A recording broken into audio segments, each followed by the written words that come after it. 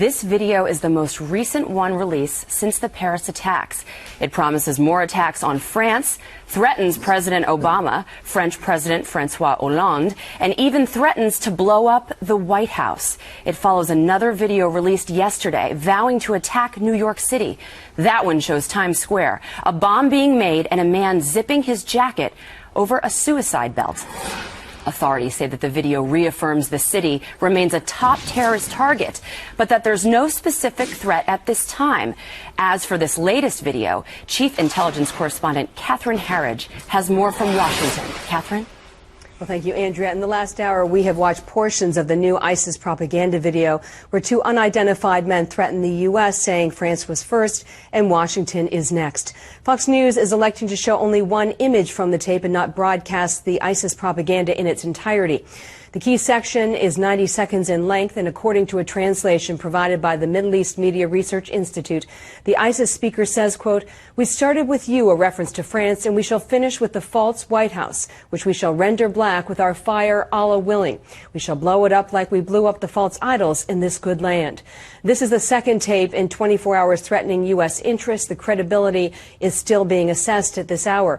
Last night's tape about New York City was seen by analysts as kind of a mashup, an old ISIS video from April recycled with some new images. But as you know, no change to the already high threat level in New York City itself. Meantime, two counterterrorism sources say the confirmed death of Abdul Hamid Abu Wad is a major advance for the investigation, but add they are operating on the premise that more senior suspects connected to the plotter at large. And they describe Abu Wad to Fox as kind of the Mohammed Atta of the Paris attacks, the tactical guy, the commander on the ground who identified and pulled together the operatives in the same way the lead hijacker kept the 9/11 teams on course once they arrived inside the U.S. That's probably most likely that he's like the platoon sergeant or lieutenant for this cell, and that he was their leader on the ground. He was their support structure to make sure that they were all coordinated, they had the right timing and right equipment and materiel they would need to carry out these attacks.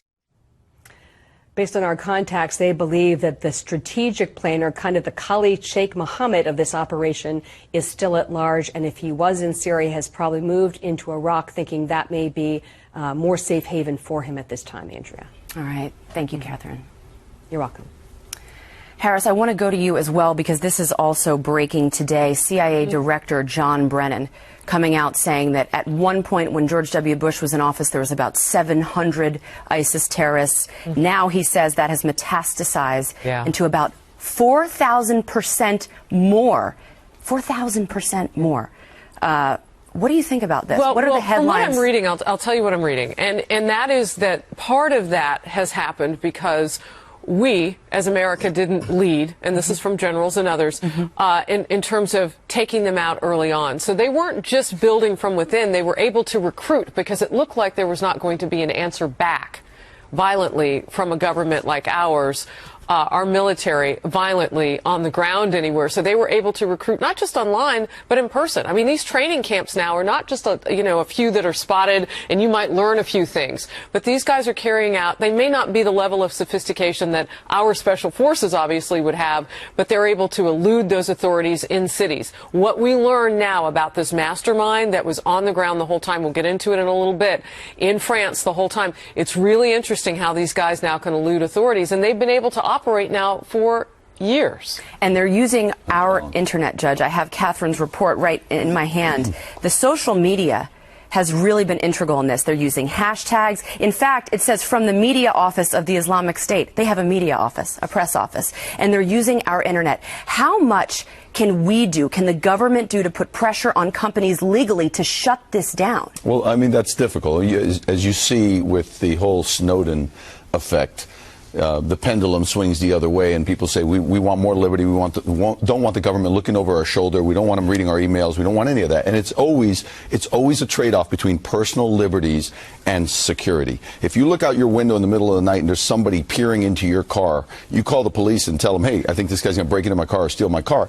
They'll come out and question them. They don't have anything to arrest them on, but they have the investigative abilities, and you want that investigative ability, because without it, you don't want the police going, sorry, let us know when he commits a crime. So there's always that trade-off. And right now, you've got all those encrypted software that these terrorists are using to communicate, and we don't have the ability to penetrate that software. So you get into that internal battle of, should we be able to penetrate encrypted software? And then people rise up and go, no, I don't want the government reading my personal emails. Before I go to Sandra and Julie, there was a case here in New York, and a federal court ruled last month here in New York that Muslims can sue the NYPD for mosque surveillance. Now, as you know, they've done away with the mosque surveillance in New York.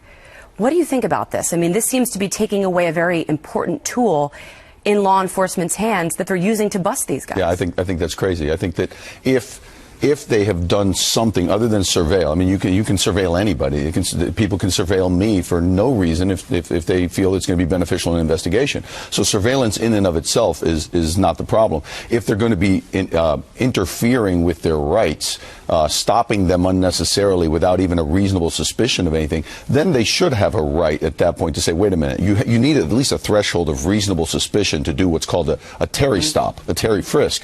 But just surveillance to say, we're going to tie your hands, then all you're saying is, hey, terrorists, hey, criminals, hey, whoever, do all your stuff at a mosque, because they are prohibited from, that's a safe space for criminals, let's say. And Julie, the White House seems to believe that if we don't provoke the terrorists, they will not come after us. And we see today that video saying that they're going to blow up the White House, that's without U.S. boots on the ground. So it doesn't seem to really make a difference. They want to kill us no matter what. Well, look, they're provoked. The concern for me is not so much the people in Syria who are there now. The concern for me, and we saw this in France, is these are people who are French nationals, Belgian nationals, who are already here. I don't know if they're in the United States. Our Muslim community is not as radicalized as the ones in Europe. Yet? For very good reason. France has a lot of work to do in terms of its relationship among the mainstream communities and their Muslim communities. Their Muslim communities are a lot more segregated than ours here in the United States.